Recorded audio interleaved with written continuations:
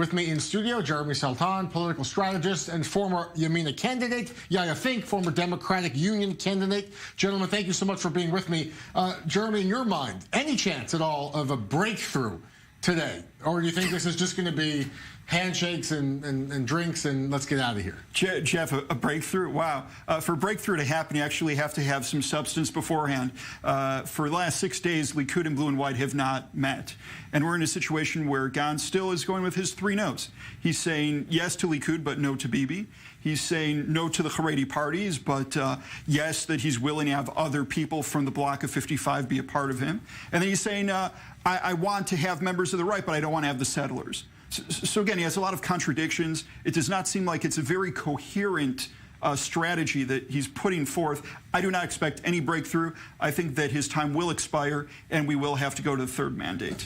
Yaya, if Gantz's mandate expires, then we go into this Knesset free-for-all 21 days. Yeah, this boxing ring where anyone can throw a punch and throw a Hail Mary pass, and you don't know what's going to happen. Do you think there's a chance that something truly dramatic could happen in that next 21 days? Lieberman might say, I got to do something because I'll be really hurt in the 3rd election. Yeah. Maybe there'll be a secret Likud revolt, or maybe Gantz breaks away. Do you think something really dramatic will happen, or no? I was pretty sure we won't go to the 2nd round, and we went to the 2nd election. So I can't say for 100% that we're going to the 3rd round.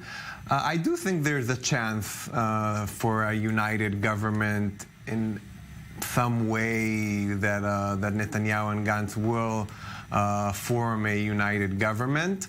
I think it's pretty boring to talk about it again and again and again, but I do think that we won't get to the point of the third election. You don't think there will be?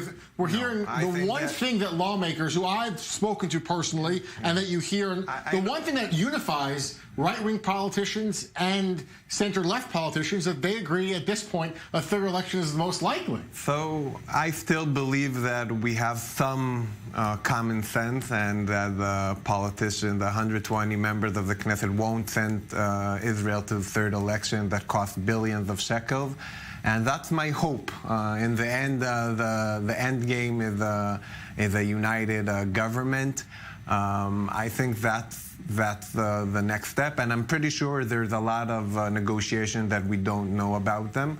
But again, I know I'm not in the popular, let's say. Jeremy, do you think here? I mean, there's so much speculation about the impact of Netanyahu's criminal investigations would have. Right. Meanwhile, he has not been charged with any crime. The police and the Attorney General are investigating serious allegations of misconduct and pressure techniques and interrogations to get witnesses to change their testimony or say certain things. Serious allegations of misconduct underway.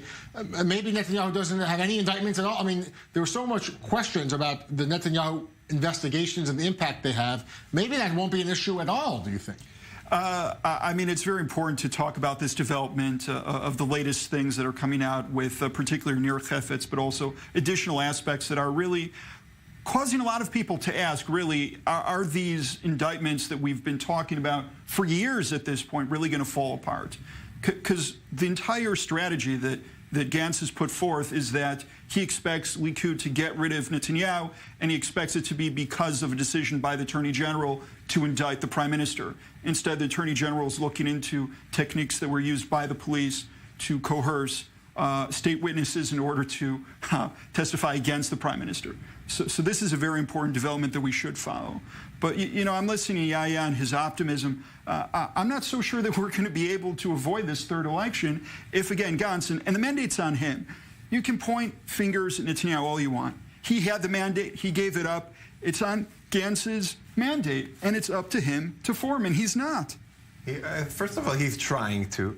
Netanyahu is 6 days? No, Netanyahu is not. I'm pretty sure there are negotiations, and Netanyahu is not coming as the head of the Likud. He's coming as the head of the 55 bloc. And in 1984, when Shamir came to Paris, he came with his satellite parties, and Paris came with Ometz and with Shinui. But again, that's but history. In the bottom line, what's the, let's say, strategy of politics? You want to advocate something. Yes. If you come with a united government of 100 out of the 120 members of the Knesset, what would you promote? Yes, what's your ideology? For sure, There's you're no right. disputes. Everything is. So I think that politics needs to be about ideology. You need to promote something, but beyond. So what can you promote with beyond ideology? But listen, there are issues beyond ideology. There's not enough money for the pharmaceuticals within the basket. But that's ideology. We do not have. That's not ideology. Yeah, the fact that there are not enough beds.